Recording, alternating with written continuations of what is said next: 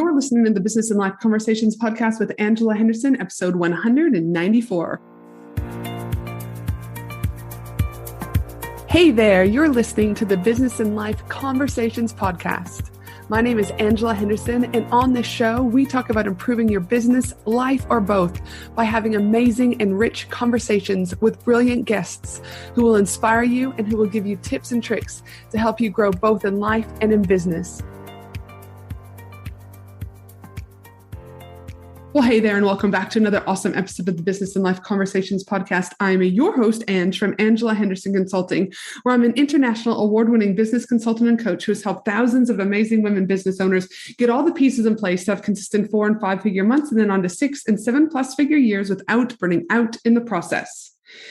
Today, I'm absolutely thrilled to be talking with you about why your conscious brain resists 5, 6, and 7+ figures with the amazing Gaby joining us all the way from Florida in the USA.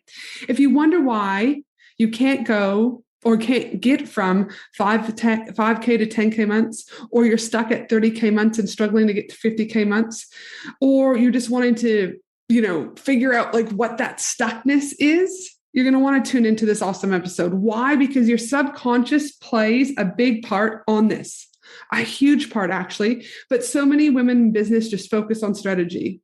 Yes, strategy is important. I mean, that is my zone of genius when I work with women. My trifecta is strategy, sales and marketing, accountability. And when you infuse those together, I help women make more money. So I'm a huge advocate about strategy. But understanding your subconscious brain is equally as important. On the podcast today, Gaby and I will be chatting with you about what is your subconscious brain? What happens in your brain when you set high monetary goals? We're also going to go into why does something as desirable as more money feel like less than desirable for your brain? We're going to be talking about upper limiting. We're going to talk about how can you tell what your subconscious blocks are. And there's so much more awesomeness that Gaby and I will be bringing you on this podcast episode today. But before we get started, this episode is sponsored by my 2-hour strategy session for women in business.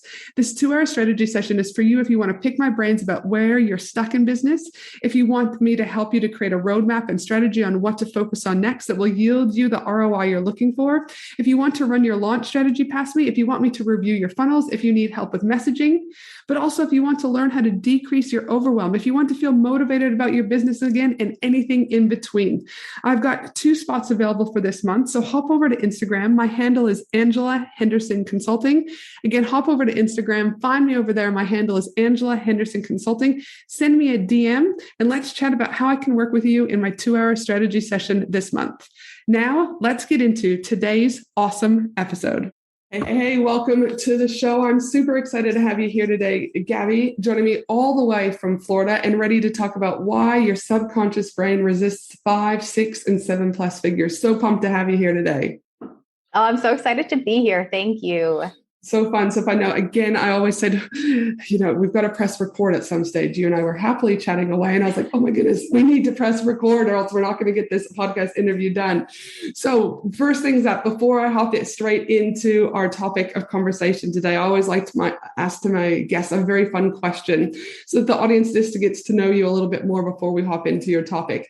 So my first question that I want to ask you today is, recently I saw you had a very epic photo shoot done, which was with the most luscious outfits I've seen in a very long time. But outside of the photo shoot, I would say you are a woman with fashion, is what I would say. So my question is what is your all-time favorite place to shop and why? Oh my gosh, I love that. that is the funnest question. So what is my all-time favorite place to shop? You know what it is? And some people, I don't know if you guys have this in Australia, but I really love Revolve clothing. No, we don't. Well, again, we could have it, but I'm sitting here in a hoodie. So I'm probably not the right person to ask, but I don't think we have it. They've got the free 2-day shipping and free returns, which you cannot beat. Oh my goodness, that does sound pretty glamorous. And what type of clothing shop is it? It's like really, what I love is that in Miami, we kind of have a really different fashion cycle than everybody else. Because we don't have winter at all. So like this time of year, there's like nothing to be found online for us because it's all coats and boots and stuff. Because it's snow season. Yep. Yeah. Yeah. So Revolve has lots of dresses, some nice flowy stuff. They just have like basically everything that you could imagine. Yeah, it does. And I mean, like you said, where you live, I mean, I live in Queensland, Australia, which it's pretty much sunny year round, but it does get like cool, but we don't have snow on the ground. But yes, it is always funny when you look at, like, again, I would know Target, but when you look at Target, what we have in Target in Queensland versus what they would have in Target in the rest of Australia, where there might be snow, it's completely different. And so, yes, the struggle is real. Totally different. Yes, real, the struggle is so real. Like October, I'm just like, nothing is going to be relevant for me for another 6 months. You're like, yes, hopefully everything fits and that you can use your stuff from last year so that you can find and be comfy. Now, listen, now that we know that you've got this amazing love of shopping and that Revolve is your place to go, I'd love for you to share with the audience, where did you start your career or business and what are you up to now? Oh, so I actually started my career as a lawyer before being a business coach.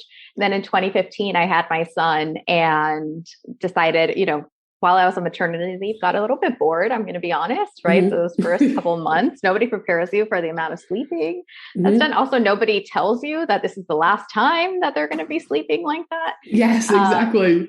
And so I ended up starting like a design and stationery business just on maternity leave to kind of, entertain myself. And then it ended up actually taking off. And so that was my first business. And I ran that for 5 years and it grew it into a 6-figure business and then transitioned into business coaching and helping other women do the same. Dude, fantastic. I love it. And what were some of the things that you found great about your first business and what were some of the things that you struggled with? So it's so funny. My first business, I did it, and you probably know this as a business coach, right?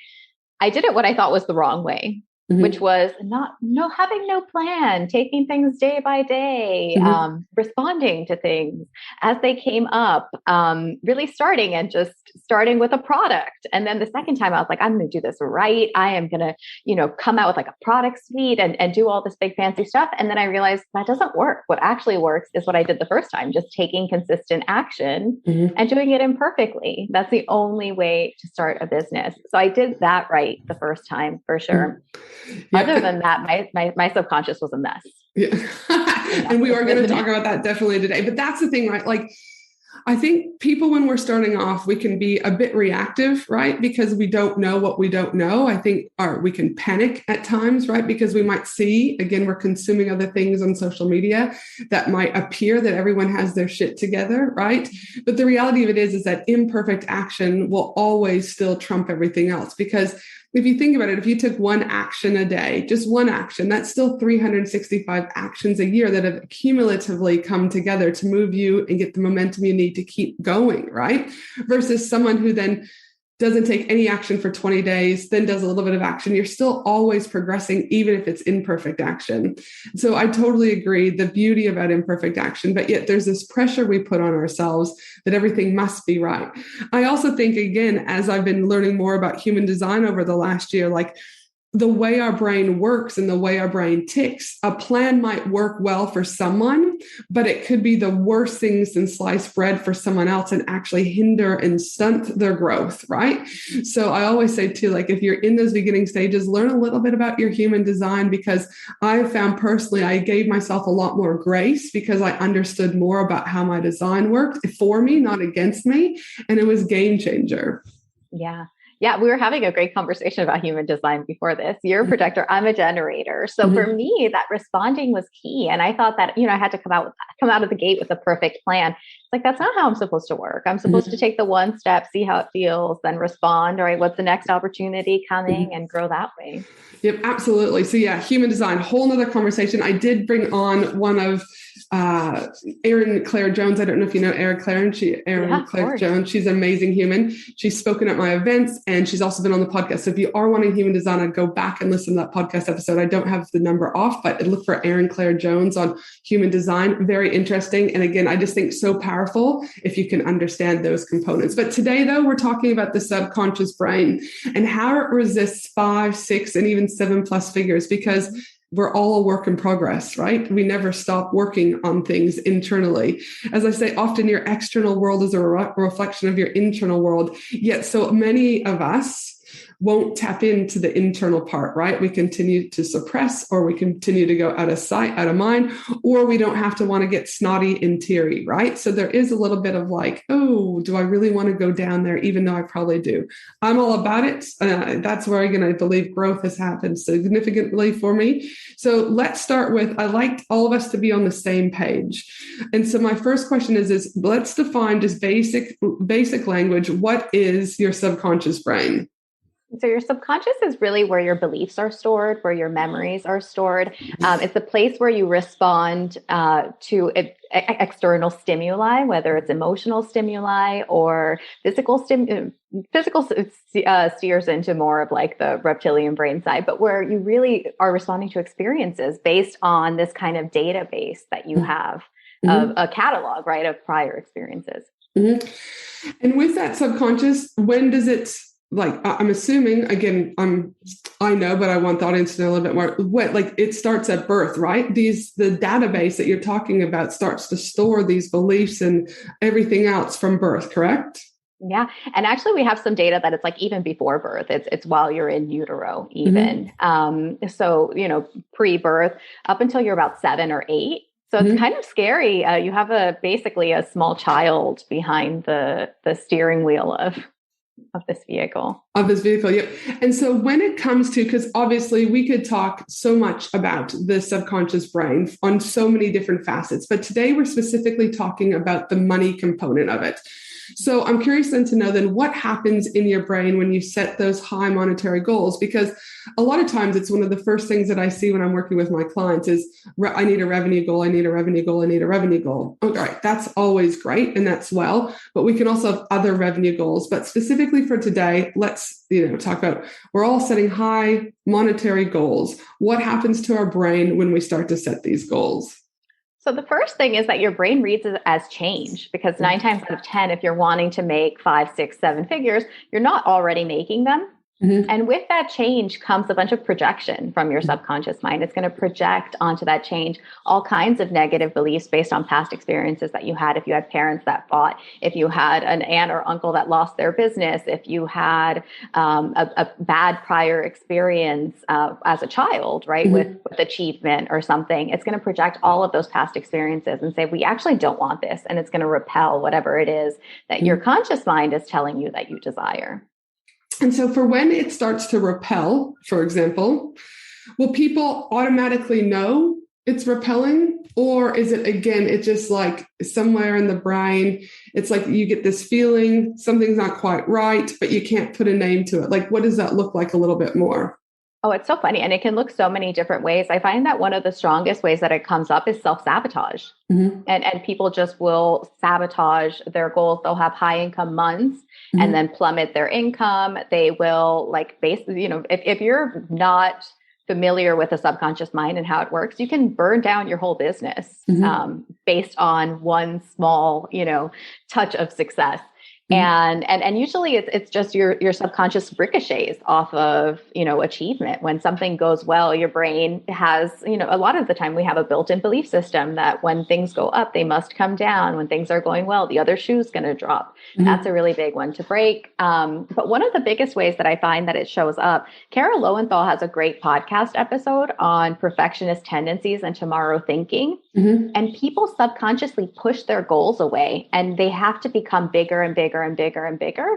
So whereas they maybe started with, I'd love to make 10K a month. After 4 months, they're like, well, now I need to be making 50K a month. Oh, now I need to be making 100K a month. And what they're doing is subconsciously pushing it and attaching this perfectionism to it. And nothing's ever going to be good enough until it's this perfect, talking about imperfect action.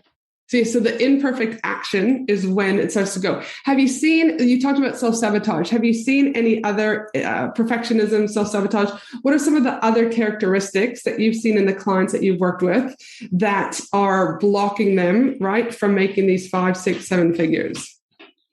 All kinds of things. It shows up a lot in visibility. People stop showing up online. People stop selling. People stop posting. And then they wonder why the sales aren't coming in. You're sabotaging yourself. You're not showing up. And actually, it comes up in coaching. Most of the people that I work with are coaches. And in that client relationship dynamic, people will sabotage that coaching container sometimes. If imposter syndrome gets the best of them, they won't show up at their fullest. And sometimes will actually have like conflict in their coaching container, and then of course sabotage themselves even further because now this person dropped out or demanded a refund or whatever, and we really create these scenarios for ourselves so often. Tell me a little bit more about what you mean about we create these scenarios, because we're creating scenarios every single day, whether or not we are tuning into it or whether or not we're tuning out of it. The scenarios happen. It could be picking a fight with our kids, picking a fight with our partners, right? I mean, they start to show up. What other examples, let's say outside of business, where these things might be showing up in someone else's life? Yeah. And so most of my clients they're familiar with the subconscious mind. They understand their triggers. So when these things are happening to them, they don't understand where they're coming from. And I tell them, you're creating them. And they say, there's no way way that I would create this. It's totally undesirable. But when you can track back to, what caused this, container to go wrong, or what caused you to stop showing up, you can usually trace it back to like tiny micro actions and micro inactions. And I tell my clients, it's really as simple as like answering a phone call that you wouldn't normally answer. It's as simple as like calling that one person that is going to get you in a negative mindset right before whatever it is that is scary to you. And it's because our subconscious is desiring that sabotage on some level. It's like the chaos. And because with the chaos comes the return to our comfort zone. Totally. And so with that, I mean, comfort zone, it's a very big conversation, isn't it? Right? Because who wants to just go like, yeah, I'm going to jump out of a plane today, for example. Obviously, that's an extreme one. Or yay, I'm going to have to go and do an Instagram live today. No one likes to have to get out of their comfort zone. But what are your thoughts about the power that can come from getting out of your comfort zone and getting out of your way? I love that you asked this, because we were actually I have a community dreamer to do, and we were having this discussion yesterday. And I think that the same way that there's a lot of desire and people talk about getting out of your comfort zone, there's also some hate for your comfort zone. And that's really all that we have as humans, is that feeling of safety, that feeling of security. And for me as a subconscious coach, it's about helping my clients rebuild that at the next level. Help them make it so that the next level doesn't feel like you're jumping out of a plane, but so that it feels so familiar that your brain is almost confused and is like, hey, we're right where we just were. This doesn't feel any scarier or any different. Because when you can create from that place and move forward from that place, it's much more sustainable and much more secure in the long run. And how much of the subconscious is about control and letting go of control?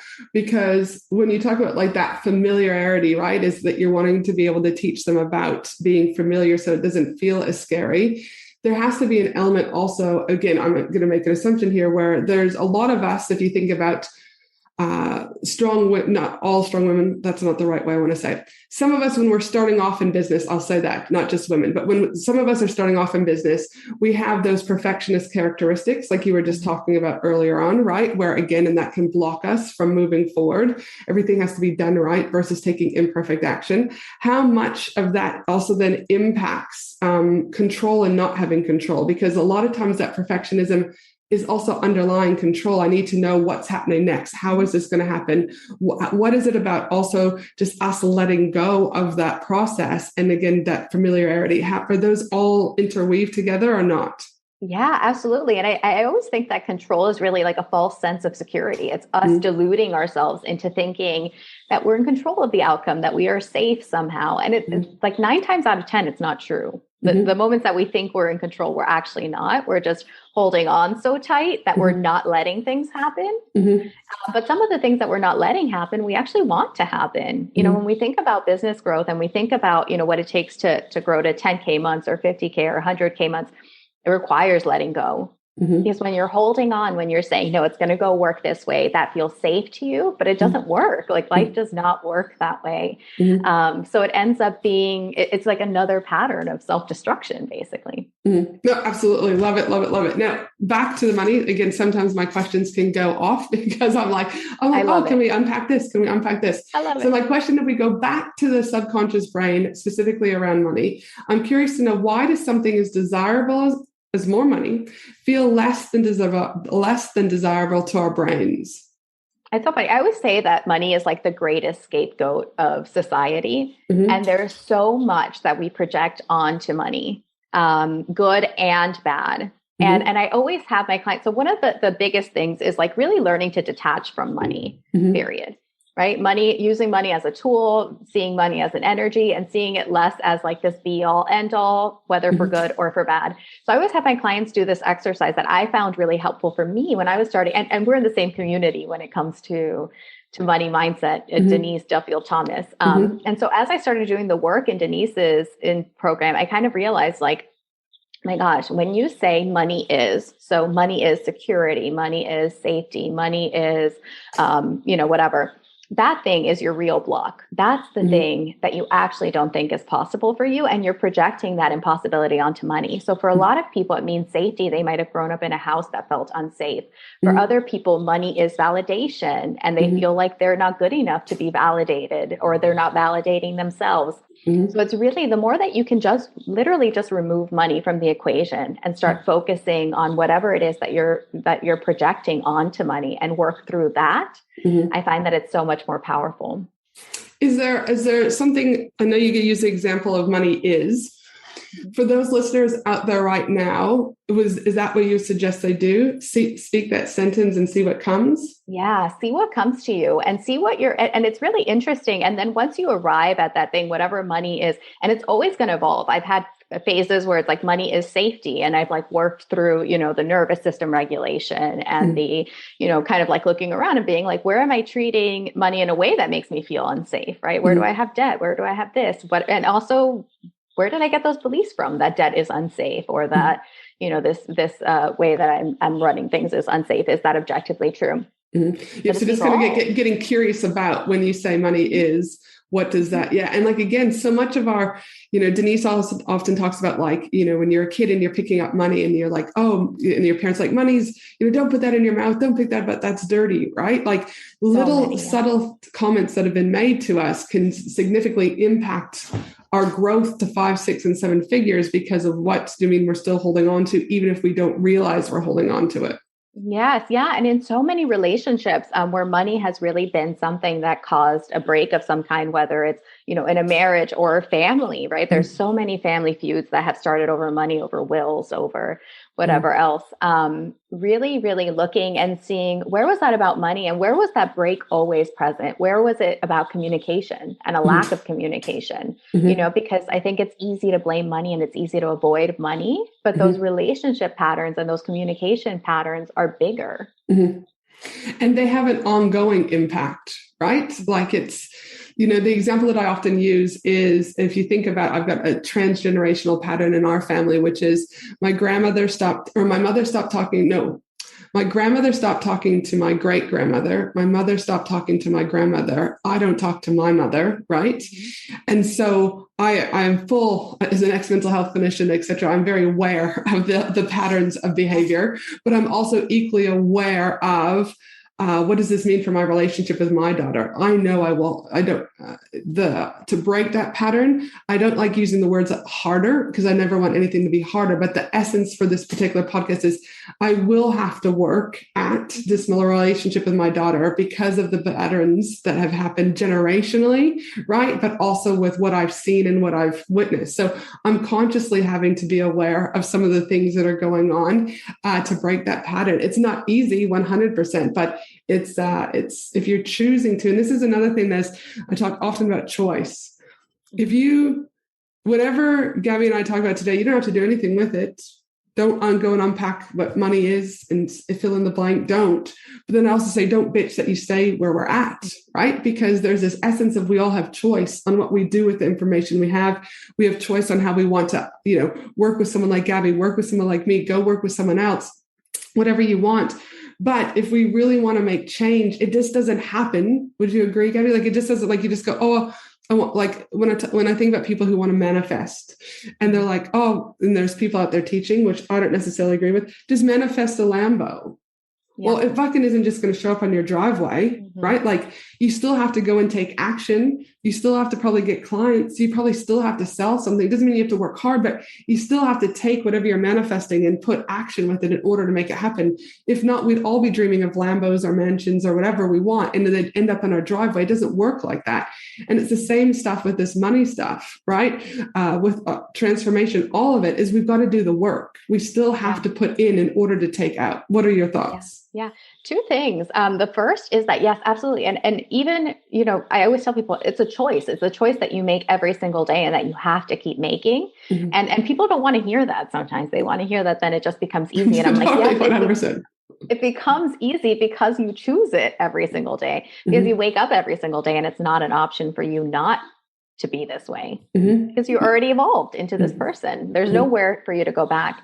And then the second is that when it comes to like manifestation, when it comes to all of this personal development, for me, the way that I think, and I tell my clients, it's just becoming frictionless to success. It's just becoming so that the friction, things are going to come. There are going to be obstacles. It's going to be hard, but that hardness is not going to come from you. It's going to be from your environment. It's going to be because business is innately hard, but it's not going to be you sabotaging yourself into this space. Yep. Ooh, I love it. Love it. Love it. Now, speaking of it, we kind of transition into upper limiting, right? Let's talk about upper limiting. What happens when you get to 5 figures, 6 figures, right? Moving on to 7 figures, but without doing this work? Because there are people that I would say have started a business and then they get to $1 million, but then sometimes shit starts to crumble, right? Yeah. So I'm curious to know what happens, with this upper limiting when we start to hit these things without doing this work.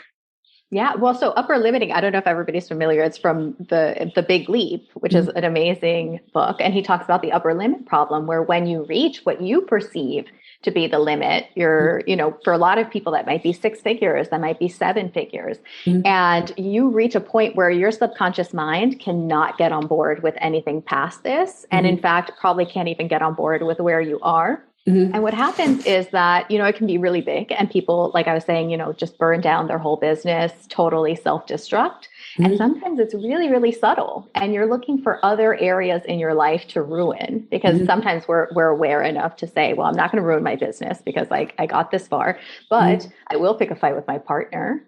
Oh, I will get really upset with my kids. I will, crash my car, right? Which is like another one, all these little things that come up.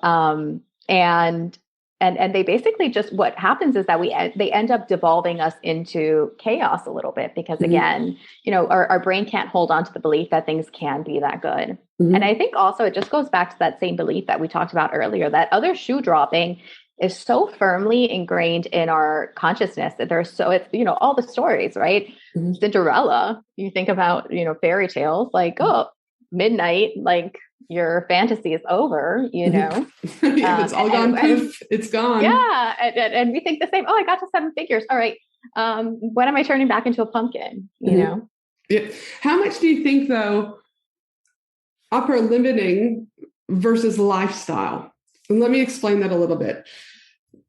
How would people know that they've hit an upper limit, or they're just comfortable where they're at? One of the things that we've been talking about in my mastermind in Inside of Profit Pillars too, was around the essence of like, are you building a lifestyle business, or are you building an Instagram worthy business? Right. And what we talked about is or are you chasing this empire, but you don't actually want the empire, but because that's what you're seeing on social media, then that's what you think you should be doing. Right. So when I talk about this, how would they know when they've hit an upper limit versus how do they know that they're comfortable with what they've created? I'll take it one step further, is that I don't know when it's been bad just to make $100,000 and be happy. I don't know when we stop being comfortable with $250,000 and being happy, right? It's like there's this like, or that it's not successful, because if I only, air quotes, make 250K, that means I'm not successful because other people are making millions. Does that make sense? And so I'm curious to know when, because this is one of the things that I talk with my own clients about, is we need to figure out what lights you up, what excites you, and what are you actually wanting? Because so often people are wanting other people's dreams and ambitions, and they forget what they're wanting for themselves.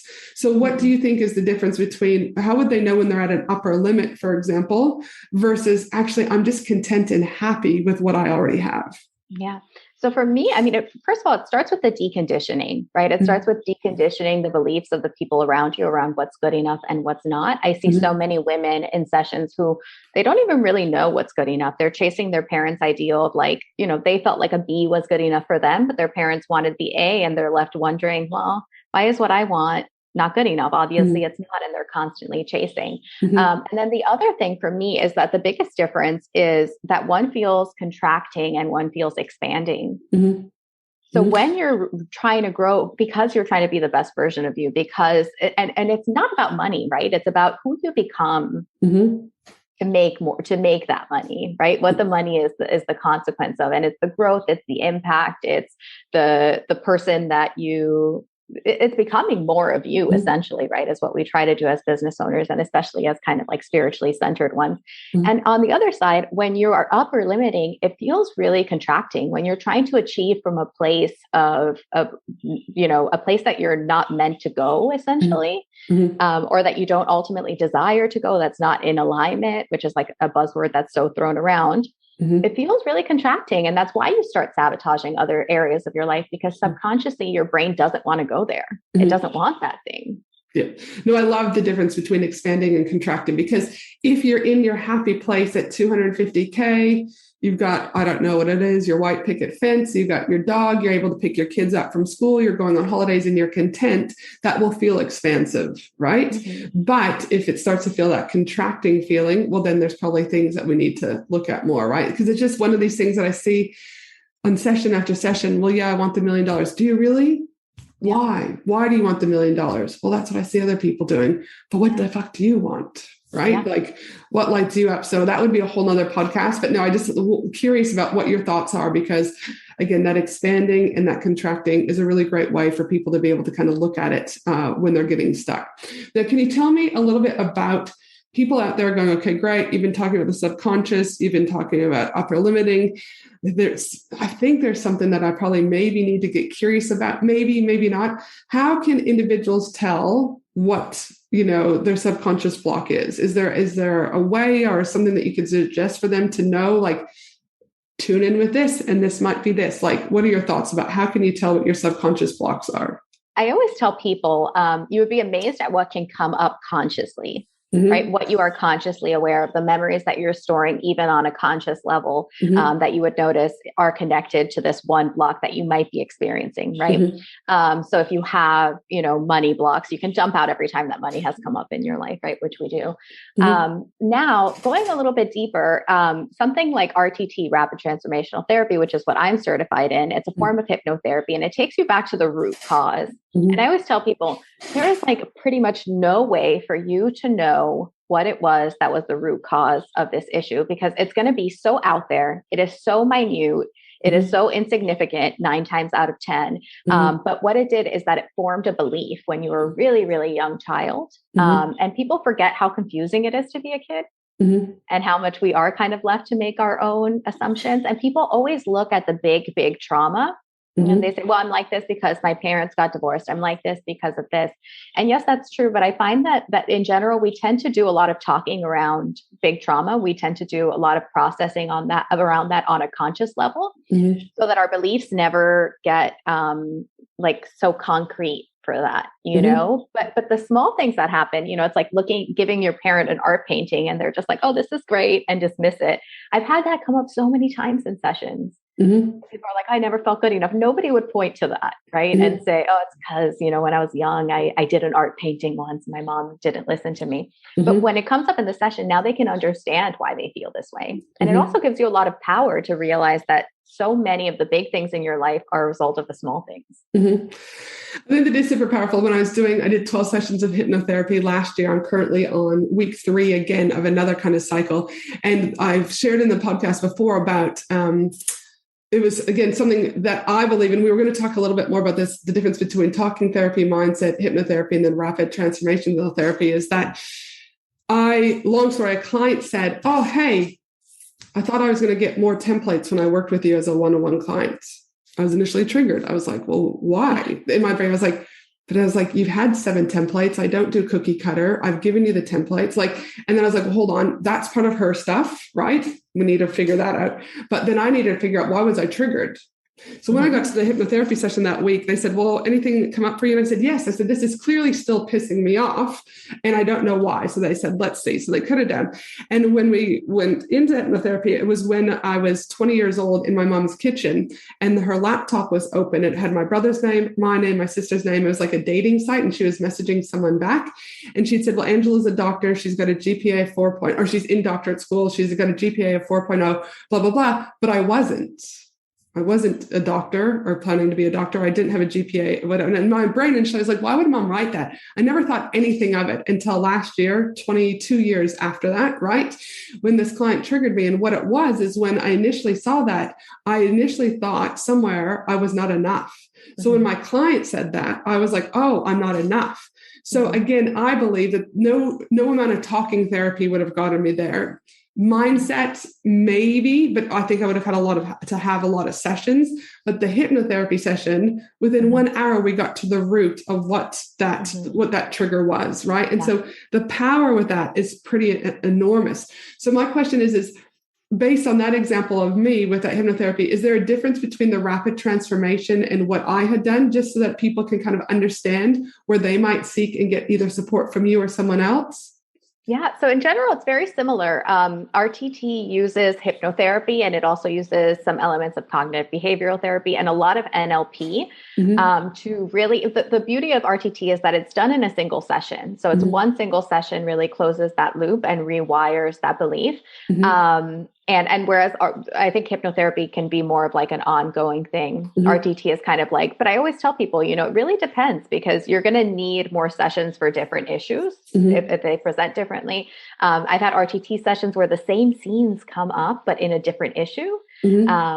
So it's like, and they're different beliefs, but it's the same idea where you get to that root and you figure out not just, because probably when you had that too, it's like, I'm not good enough as I am. And also this belief, like I have to be somebody different for this person to like me or be proud of me. And then that person is like, oh, I thought you were kind of a template coach. And you're like, no, I'm not. That's what makes me awesome. Wait a second. Would I be more awesome if I was a template coach? Do people want me to be this, Yeah.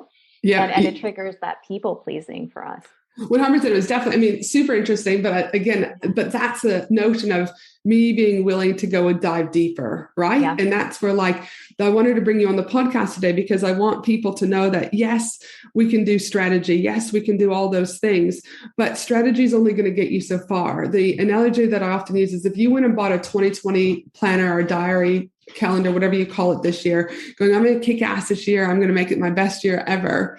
Yeah, you might. But if you think the planner is going to save you, you might want to double check that, right? Because it's not just the planner and the strategy, in my opinion, that's just going to save you. It's going to be the actions that you take, the strategy you put behind it. And again, in my opinion, your willingness to look within, right? And not always be looking without.